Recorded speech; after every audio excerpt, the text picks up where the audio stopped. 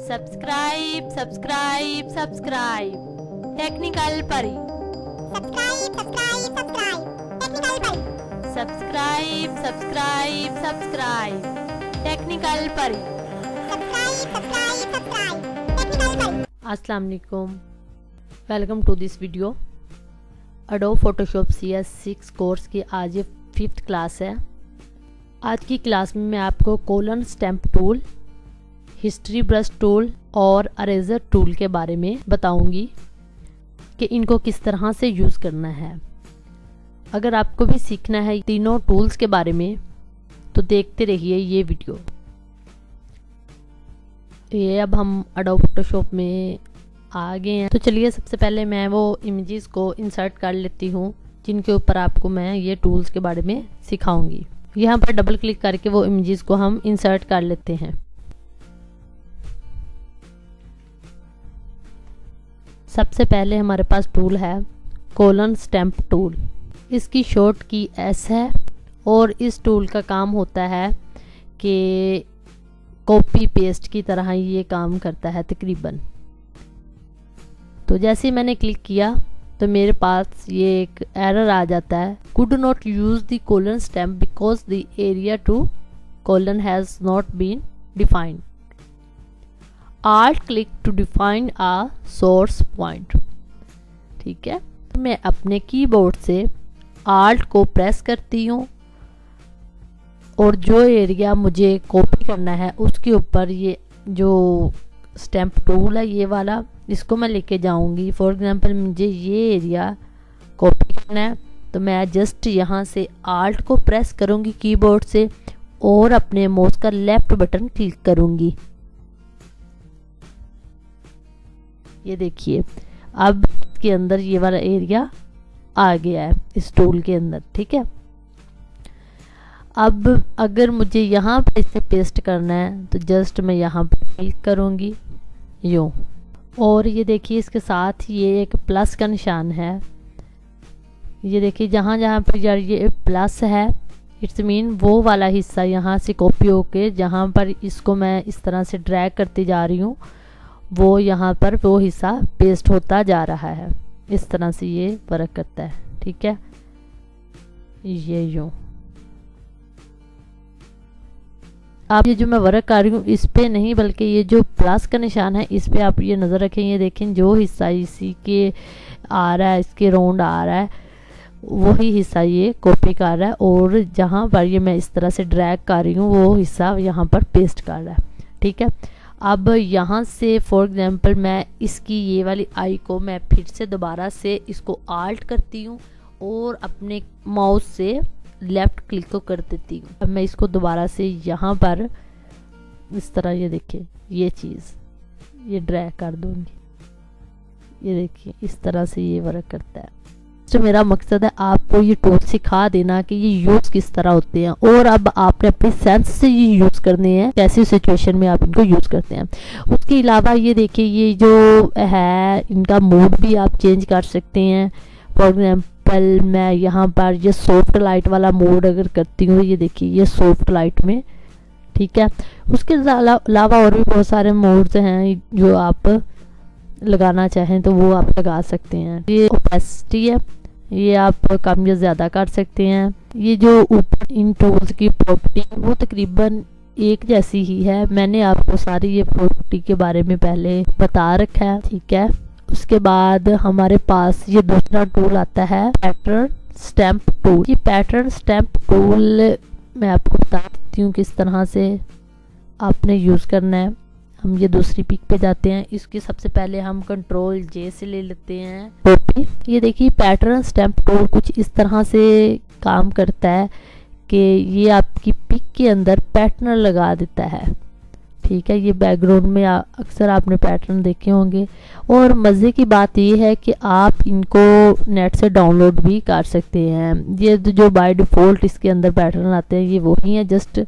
तो अगर आप ज़्यादा प्यारे खूबसूरत पैटर्न लेना चाह रहे हैं तो आप नेट से डाउनलोड कर सकते हैं। ये देखिए इसका इस तरह से यूज़ करेंगे। ये जस्ट हमने पैटर्न लेना है वो हम यहाँ से सिलेक्ट कर लेंगे। तो ये देखिए इस तरह से आप इसको यूज़ कर सकते हैं पैटर्न को।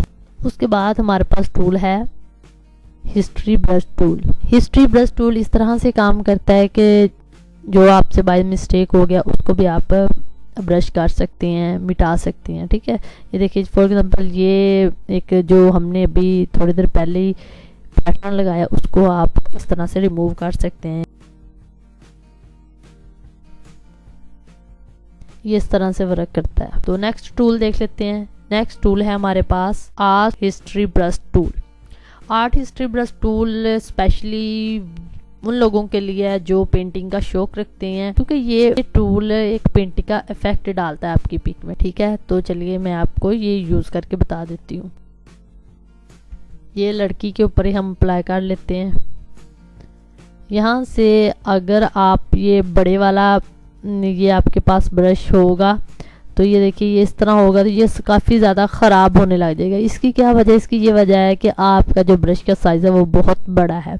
तो जब भी आपने ये यूज़ करना है इस टूल को तो आपने क्या करना है, अपने ब्रश के साइज़ को थोड़ा डिक्रीज़ कर लेना है, उसका साइज़ 3 रख लीजिएगा। उसके बाद ये देखिए ये इस टूल में आपको यूज़ करके बता देती हूँ। इस तरह से ये टूल यूज़ होता है कि एक पेंटिंग की होती है उसी तरह का ये आपकी पिक के ऊपर इफेक्ट डाल देता है। इसको मैं थोड़ा जूम करके आपको दिखा देती हूँ। ये देखिए ये एक पेंटिंग की तरह का इफेक्ट आ गया। ये देखिए लड़की के फेस के ऊपर ये देखिए इस तरह था और ये इस तरह से पेंटिंग का एक इफेक्ट आ जाता है। ठीक है, उसके अलावा और भी है कि आप कंट्रोल शिफ्ट प्लस एन करेंगे, न्यू लेयर आ जाएगी, या फिर ये यहाँ से आप न्यू लेयर लेके इसको आप फिल कर दें वाइट कलर से। फिल करने के लिए आपके पास ये ब्रश है, ये देखिए ब्रश की मदद से आप इस तरह से ब्रश से फिल कर सकते हैं इस लेयर को।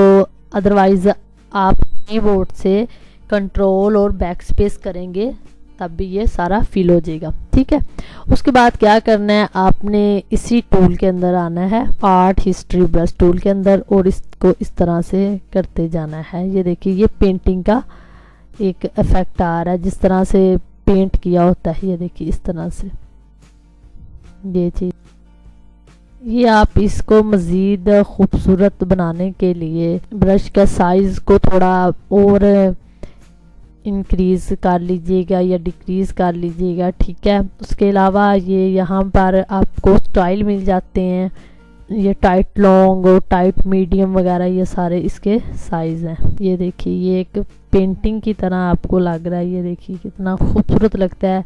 Actually I personally like painting. अब ये जो ब्रश है इसको हम थोड़ा लॉन्ग कर लेते हैं। आप मज़ीद इसको जूम इन जूम आउट कर करके वर्क कीजिएगा। ठीक है, ये देखिए इस तरह से ये इफेक्ट आ जाता है। देखिए ये जो थी ओरिजिनल ये और ये। ठीक है, आई थिंक ये आपको क्लियर हो गया होगा। चलिए अब हम जाते हैं नेक्स्ट टूल पर। नेक्स्ट टूल है इरेजर टूल। इसकी शॉर्ट की ई है, और जैसा कि आपको इस टूल के नेम से ही पता चल गया होगा कि ये रेज़ करने के काम आता है। ये देखिए इस तरह से ये रेज़ करता है।